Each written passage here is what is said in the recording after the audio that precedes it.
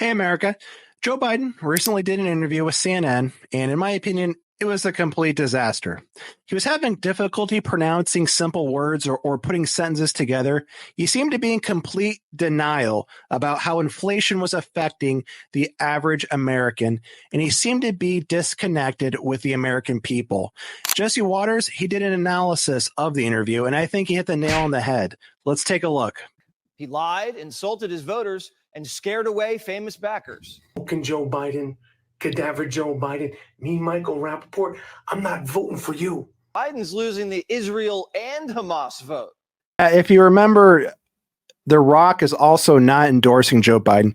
You remember 4 years ago when during the election, all these movie stars and all these people from the woodworks, even Republican Governor John Kasich endorsed Biden for president.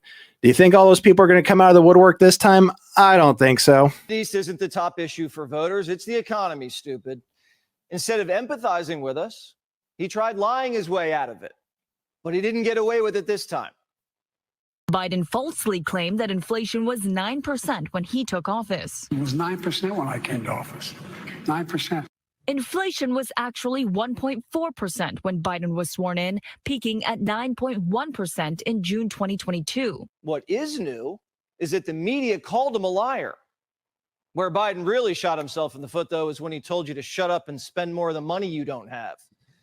There's real pain. I mean, grocery prices are up 30%, more than 30%.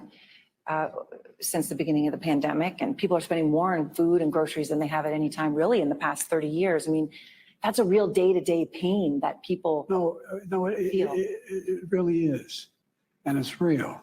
But the fact is that if you take a look at what the people have, they have the money to spend. The reality is this election is probably going to come down to the price of groceries, the cost of milk, the cost of eggs, the basic necessities that Americans need to live their lives.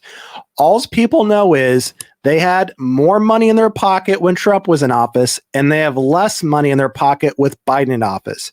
You can tell these average Americans, the average people, all these metrics and statistics and anything you want. But the reality is that is what they know, and that is what this election is going to come down to, how average Americans feel. People are hurting and life's expensive. Doesn't Joe read the polls? The polling data has been wrong all along. How many you guys do a poll at CNN? How many folks you have to call to get one response? And calls you crazy if you say groceries are pricey. Joe was supposed to be the genteel granddad who wisely guided us back home. Now he snaps when you point out that he missed the exit. It's always someone else's fault. Even CNN sees it. That sounds like somebody in Washington telling people you're wrong. And whatever your party is, voters don't process it that way. They don't like that. Yeah, I remember 4 years ago, the media and even Jill Biden they're making Joe to be this unifier. They're like, vote for this guy. He's a unifier. The only thing Trump does is divide people, right? Well, looking back 4 years or 8 years, we're more divided now than we've been ever, right? And it seems like the one thing people are coming together on is to get Joe Biden out of office.